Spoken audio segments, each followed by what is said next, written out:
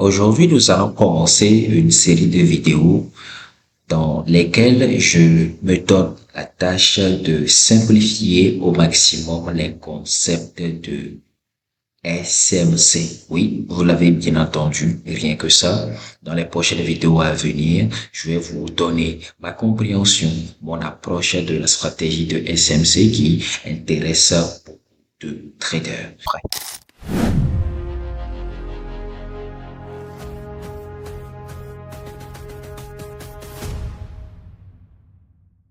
Bienvenue chez les amis, j'espère que vous allez bien. Moi, c'est Fibonacci, la seule chaîne où nous parlons de trading, comment trader. Nous parlons de formation de qualité, d'accompagnement, où nous parlons à partir d'aujourd'hui de la manière dont il faut comprendre de manière simple, de manière simplifiée les concepts de SMC.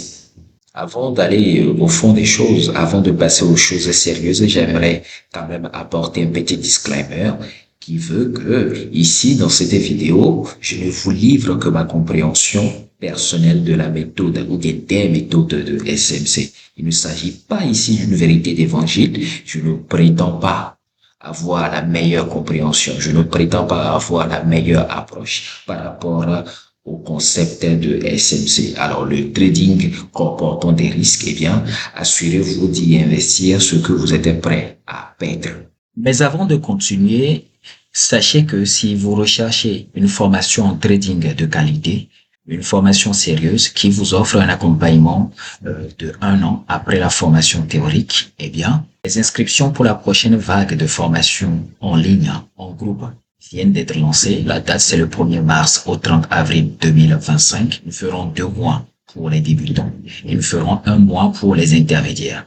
Alors, les places sont extrêmement limitées, mais alors là, très limitées parce que je ne veux prendre que 10 débutants et 10 intermédiaires afin de pouvoir encadrer tout le monde. Et le tarif est de $200 pour le coaching en groupe. Cependant, si vous avez un agenda chargé et que vous recherchez plutôt un coaching one-on-one à des heures personnalisées, eh bien, je vous offre un coaching privé qui vous donne le bénéfice des formations théoriques et qui vous offre également un accompagnement de 1 an pour la modique somme de $400. Allez, on se retrouve de l'autre côté pour la suite de la vidéo. Alors forcément, vous allez vous poser la question de savoir, coach, qu'est-ce qui sera fondamentalement au menu de cette vidéo? Eh bien, dans cette vidéo, nous allons voir 5 choses concernant la structure du marché que je vais essayer de vous simplifier au maximum. La première chose que nous allons voir, ce sont les comportements généraux de la structure, c'est-à-dire les différents types de structures qui existent sur les marchés financiers. Et en deuxième position, nous verrons la structure d'un marché idéal, c'est-à-dire comment les choses se présentent dans le meilleur du monde lorsque tout va bien. Ensuite, en troisième position, nous allons présenter l'approche plutôt réaliste de la structure du marché, c'est-à-dire ce à quoi vous serez confronté réellement sur le marché financier. Enfin, nous allons distinguer le faux du vrai POS et dans une certaine mesure, après, à la fin de la vidéo, nous allons distinguer aussi le faux du vrai coach. Donc, tâchez de suivre la vidéo jusqu'à la fin parce que dans cette vidéo, je vais vous livrer des pépites, des pistes pour que vous compreniez simplement la structure du marché. Alors, dans la première section de cette vidéo, nous allons voir les comportements généraux du marché. Ici, il va se poser la question de savoir comment est-ce que le marché bouge. Et c'est ça l'objectif de cette section. Eh bien, pour connaître cela, je m'en vais vous donner les 2 types de comportements parce qu'il y a 2 comportements généraux que le marché observe. En première position, vous avez un comportement de tendance.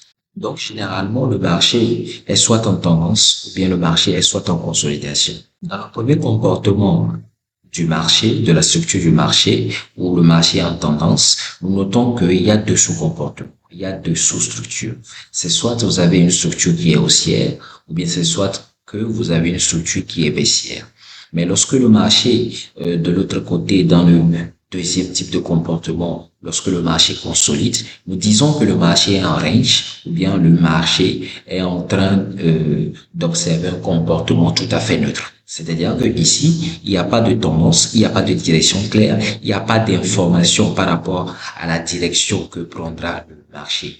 Eh bien, c'est un comportement, c'est une structure qui permet au marché d'accumuler deux choses, la liquidité, et ça permet également sur les marchés du forex aux institutions, aux grandes institutions, à savoir les banques d'investissement, les fonds spéculatifs, les fonds d'investissement, de placer leur ordre. Donc, la consolidation, c'est un moment clé de la structure où le marché profite pour liquider les retail traders ou bien le marché profite pour prendre un peu de liquidité.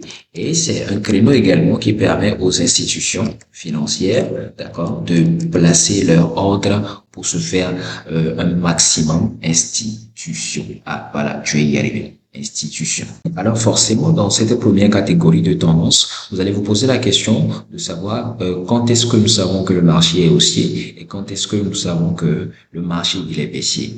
Eh bien, le marché est haussier lorsque le marché vous fait des hauts de plus en plus hauts. Et en cela, nous disons que le marché casse des pics. Le marché fait des highs et des higher highs et des higher lows. Mais inversement, le marché dans une tendance baissière, le marché dans une structure baissière, lorsque le marché vous fait des bas de plus en plus bas. D'accord? Donc, tendance haussière, vous avez des highs, vous aurez des highs ici, d'accord? Vous aurez des highs également ici, et vous aurez également une succession de highs jusqu'à ce que le marché ne décide de se retourner. Et dans une tendance baissière, vous aurez une succession de creux, d'accord, qu'on appelle les lows, les creux.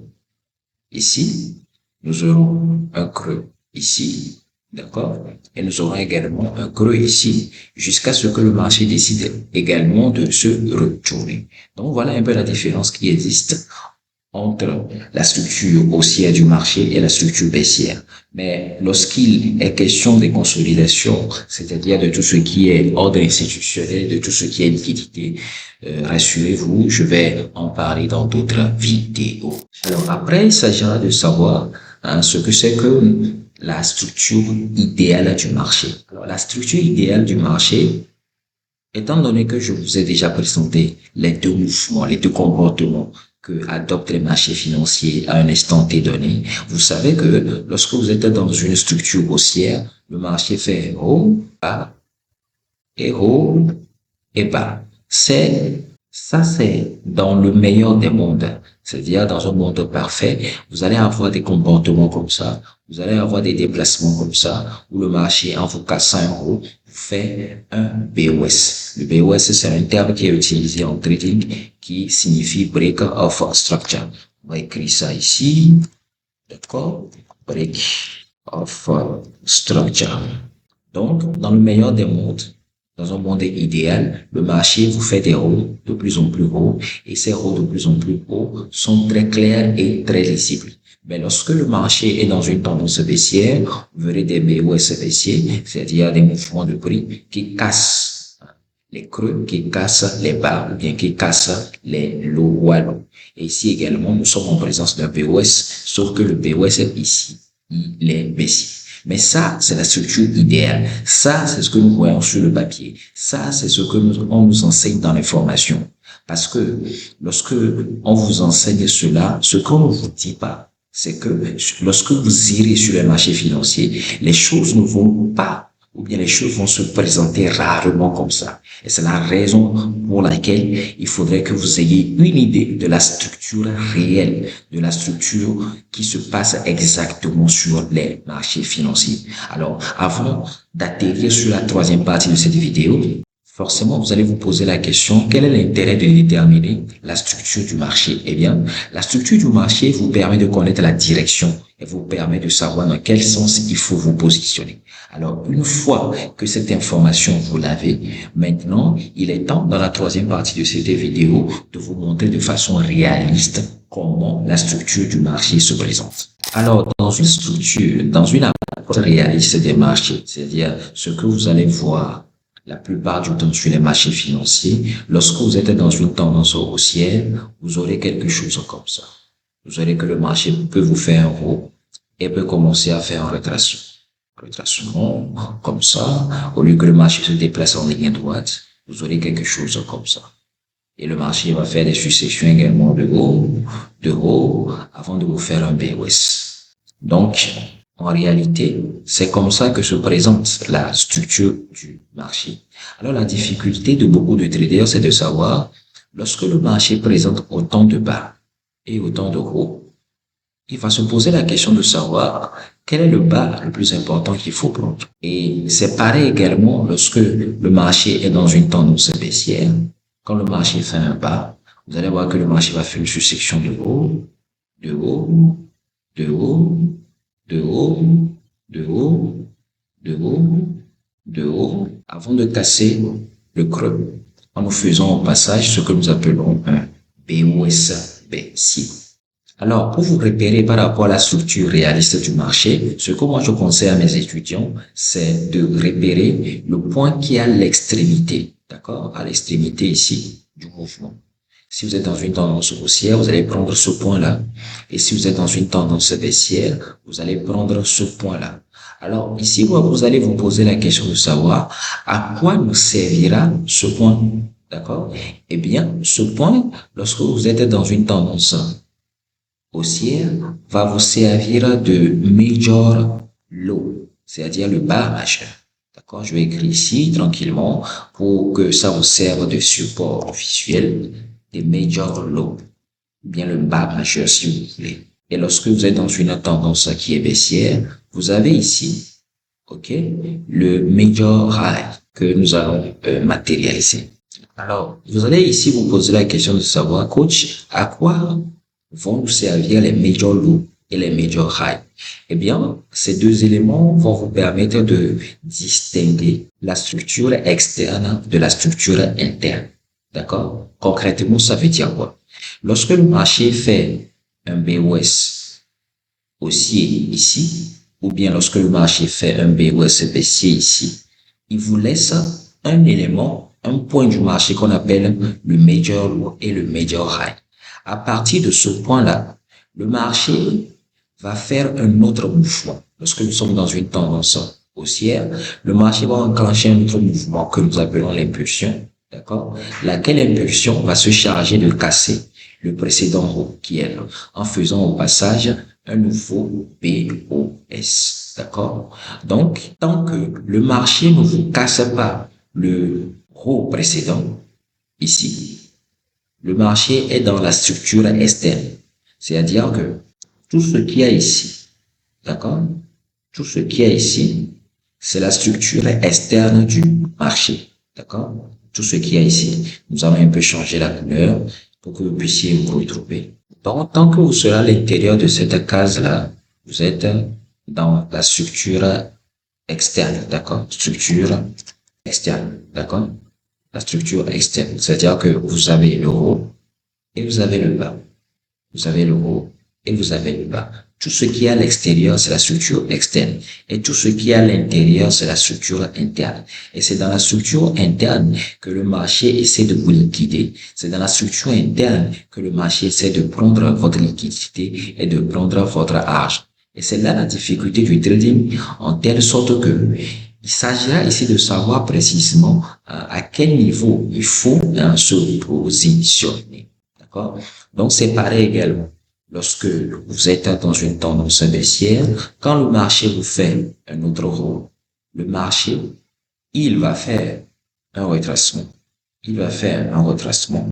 Il va faire un retracement, chercher un point de rebond avant d'aller casser le nouveau bas. Du coup, tout cet espace-là qui est là, tout cet espace-là qui est là, d'accord, représente un peu votre structure externe. Tout ce qui est à l'extérieur représente la structure externe. External structure. D'accord? Autrement dit, concrètement, ça veut dire quoi? Que le marché ne casse pas, d'accord, le cadre là vers le bas, il n'y a pas BOS. Et tant que le marché ne casse pas le cadre là vers le haut, il n'y a pas de coach. Je répète. Lorsque vous êtes dans une tendance haussière ou baissière et que le prix vous fait un BOS, que ce soit un BOS haussier ou bien un BOS baissier, Tout ce qui va se trouver à l'intérieur du cadre va s'appeler la structure interne. Et c'est là que le marché fait toutes les consolidations possibles. Ça, c'est l'interne. Et c'est là que le marché prend le maximum de liquidité. Maintenant, la différenciation, le distinguo que vous allez mettre entre la structure externe et la structure interne va vous permettre de savoir lorsque le marché est toujours dans une continuation et lorsque le marché est dans une tentative de retournement du marché. Mais ne vous inquiétez pas, dans la quatrième partie de cette vidéo, je vais vous aider à distinguer le vrai et le faux du BOS, ou bien le vrai et le faux de la continuation. Alors, le principe du vrai BOS est différent du principe du faux BOS. Alors ici, il s'agit de savoir comment est-ce qu'il faut distinguer le faux du vrai BOS. Le BOS, comme je l'ai dit auparavant, c'est Break of Structure. C'est la tentative du marché dans une tendance haussière de faire un plus haut ou bien de faire un plus bas. Donc, le vrai BOS, c'est un BOS où le marché vous fait un plus haut. Mais comment est-ce que le marché fait un plus haut? En principe, pour que le marché vous fasse un plus haut, en principe, je pèse bien mes mots, en principe, pour que le marché vous fasse un plus haut, il faudrait que la bougie se clôture au-delà du précédent haut. Et lorsque le marché veut faire un autre bas, il faudrait qu'une bougie baissière se clôture au-delà du précédent lot ou bien au-delà du précédent col. Ça, c'est le principe. Mais il y a des exceptions où vous ne verrez pas de clôture de bougie à l'extérieur, ni de clôture de bougie en bas du dernier col. Et c'est ici que nous parlons des exceptions. L'exception du BOS, c'est lorsque, juste après la clôture de la bougie au-delà du BOS, d'accord? C'est-à-dire au-delà du précédent haut, vous avez une bougie englobante baissière qui s'ensuit. Autrement dit, juste après la cassure, il y a une réintégration. C'est pareil également lorsque vous êtes dans une tendance baissière, juste à la clôture de la bougie baissière, vous avez une grande englobante. Si bien que lorsque vous comparez les deux, vous êtes beaucoup plus en face de ce que nous appelons une réintégration ou un fake out. Alors, beaucoup de traders se posent là-bas la question de savoir est-ce que ici, on peut considérer ça comme un BOS? Eh bien, la réponse est oui. Tout simplement parce que même si les deux bougies-là représentent beaucoup plus de mèches dans des grands time frames, dans des grandes unités de temps, eh bien, il n'en demeure pas moins qu'il y a toujours un BOS. Donc, voilà les principes du vrai BOS et voilà les exceptions. Maintenant, forcément, vous allez vous poser la question de savoir à partir de quel moment il y a un faux BOS. Si nous avons accepté le fait que le marché peut faire un vrai BOS, même s'il réintègre dans la zone immédiatement après la cassure, cela suppose qu'il peut y avoir BOS juste avec une mèche, d'accord? Mais il y a un faux BOS lorsque la bougie qui suit en même temps, le vrai BOS a une mèche qui est d'une hauteur inférieure à la première bougie. C'est-à-dire, vous aurez quelque chose comme ça. Et lorsque c'est le cas, eh bien, les gars, vous êtes face à un faux BOS. C'est pareil également lorsque vous êtes dans une tendance baissière et vous avez une bougie qui est tentée de se clôturer en bas du BOS. Ça ne nous dérange pas parce que dans les exceptions du vrai BOS, nous avons vu qu'il peut y avoir réintégration. Mais lorsque la bougie qui suit en même temps, d'accord, la réintégration a une mèche qui est beaucoup plus courte, qui est beaucoup plus petite que la première bougie, eh bien, vous êtes face à un faux BOS baissier. J'espère que c'est compris. Si c'est compris, maintenant, nous allons passer à la distinction entre les vrais coches et les faux coches. Non, lorsque le marché est dans une tendance haussière, le marché fait des hauts de plus en plus haut. D'accord? Et quand le marché fait des hauts de plus en plus hauts, nous disons que le marché fait des successions de BOS. Ce qui nous permet, comme je l'ai dit beaucoup plus tôt, de nous repérer dans la structure, c'est de matérialiser les major lows et les major highs. Une fois que vous avez ces deux éléments, on dit que vous êtes en état, vous êtes capable de suivre la tendance. Donc, sur chaque graphique que vous analysez, déterminez vos major lows qui seront ici et vos major high, de telle sorte que tout ce qui va se trouver à l'extérieur de ces deux points du marché seront considérés comme la structure externe et tout ce qui va se figurer à l'intérieur de ces deux points du marché va être votre structure interne. D'accord? Mais ici, nous partons du principe que le marché est en train d'augmenter. Alors, il va se poser la question de savoir quand est-ce qu'il aura coche. Alors, le coche, c'est le change of structure. Ou bien, pour ne pas employer les termes anglo-saxons, le coche, comprenez toujours ce que c'est, le retournement. C'est le signal du retournement du marché. C'est un mouvement que le prix nous fait comprendre qu'il est en train de changer de tendance. Alors ici, il se pose la question de savoir quand est-ce que le marché, il vous dit qu'il change de tendance. Lorsque vous êtes dans une tendance haussière, vous avez un coche à partir du moment où le prix se clôture en bas du major low. Et je rappelle que le major low, c'est l'extrémité du marché. C'est le point extrême du marché qui a donné naissance à une impulsion qui vous a cassé un précédent ou bien qui vous a formé un POS. Donc, lorsque le marché se clôture en bas du dernier major low, alors là, vous êtes en face d'un coche. À ce moment-là, vous êtes en face de retour. Mais il va se poser également la question de savoir à partir de quel moment précisément on dit que le marché s'est clôturé. Alors, pour que le marché se clôture, eh bien, il faudrait que vous voyez une bougie se clôturer en bas.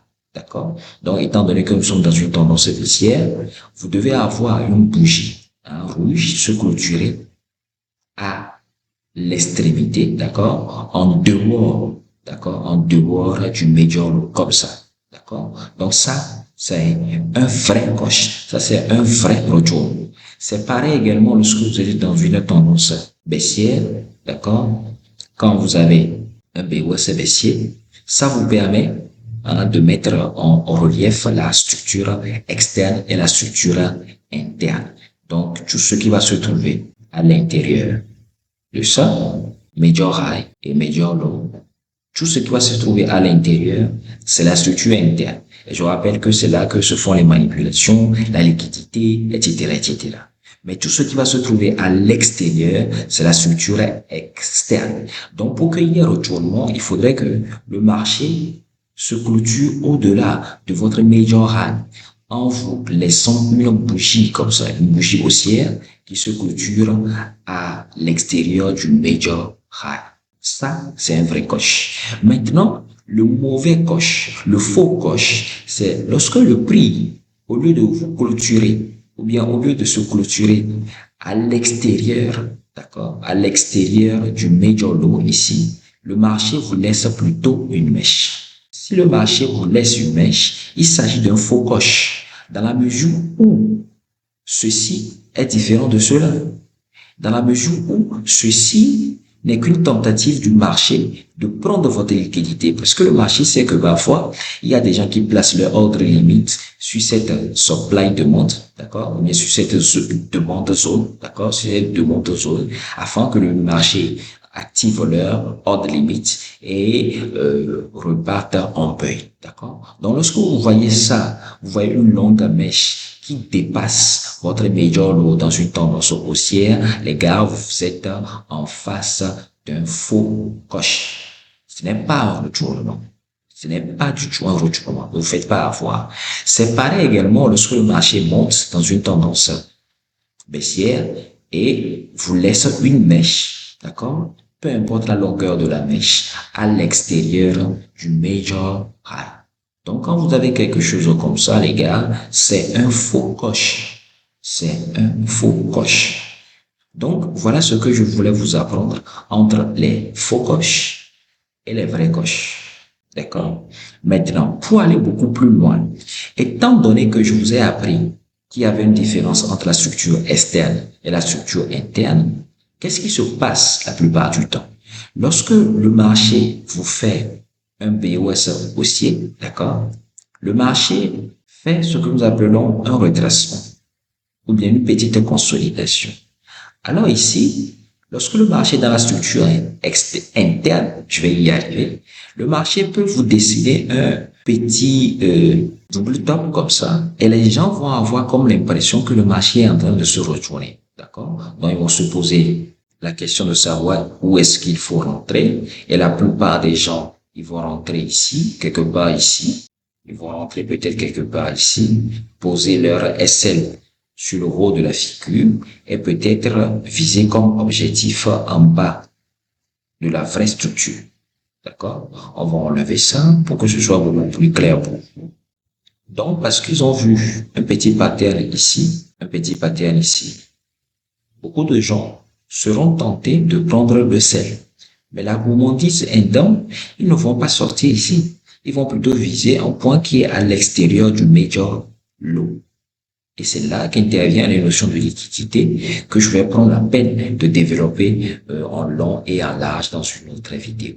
Alors, la morale de l'histoire, c'est que tant que le prix ne vous casse pas le vrai major low, peu importe le pattern, peu importe la beauté du pattern du double top de ETE que vous voyez ici, ce n'est pas encore le moment de prendre un sell. C'est également pareil ici, quand le marché vous fait un BOS, vous fait un BOS baissier, d'accord? Parfois, le marché, dans sa phase de retracement, ou bien dans sa phase de consolidation, va se mettre à vous faire des patterns fantaisistes. Donc, vous aurez quelque chose comme ça, parfois un W comme ça, très joli, et beaucoup de gens qui s'intéressent juste au chartisme, d'accord, vont penser, indépendamment de la structure, que c'est le moment de rentrer en buy. Donc, ils vont rentrer en buy quelque part ici, peut-être avec de la clairvoyance, poser leur stop loss ici, en bas de la figure, mais ils vont viser peut-être parfois un risque ratio de 1 pour 3 qui se situe à l'extérieur du major high. Et ce faisant, ils seront emportés par la liquidité. Donc, la morale de l'histoire à ce niveau également, c'est que lorsque vous maîtrisez la structure et lorsque vous arrivez à distinguer entre la structure externe et la structure interne, et lorsque vous arrivez à savoir où se trouve votre major high dans une tendance baissière et votre major low dans une tendance haussière, ça vous permet, d'accord, de trader dans le sens de la tendance. Donc, dans une tendance haussière, peu importe la beauté du setup, tant que le marché ne vous casse pas le major low, ce n'est pas encore le moment de prendre un sell. C'est vrai, c'est vrai. Il y a des traders très nerveux parmi vous, très précis parmi vous, qui peuvent prendre un petit sell ici et sortir rapidement ici. Mais je ne parle pas de ces genres de personnes. Je parle de ceux qui veulent trader dans la direction du marché. Donc, si vous voulez trader dans la direction du marché, essayez de distinguer votre structure externe de la structure interne. Essayez toujours d'avoir sur vos graphiques vos major high et vos major low, peu importe la tendance, qu'elle soit haussière ou bien baissière. J'espère que vous avez sincèrement aimé la vidéo. Si vous avez des questions, n'hésitez pas à les mettre dans les commentaires. Je me ferai un plaisir de vous revenir.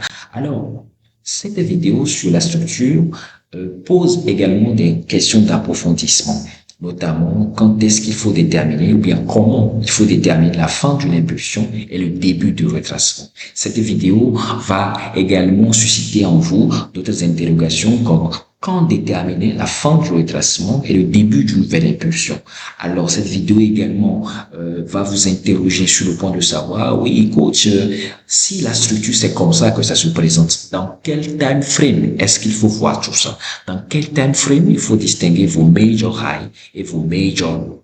Selon le type de trader que vous êtes. Dans quel time frame le day trader, le scalper et le swinger doivent déterminer leur major high et le major low, histoire de ne pas être emporté par la structure interne qui est essentiellement composée de liquidité et de consolidation. Eh bien, c'est des questions d'approfondissement que je vais développer en long et en large dans la formation en groupe que j'organise et qui commence le 1er mars 2025. J'espère avoir l'occasion de vous parler très prochainement. D'ici là, portez-vous bien et on se dit ciao.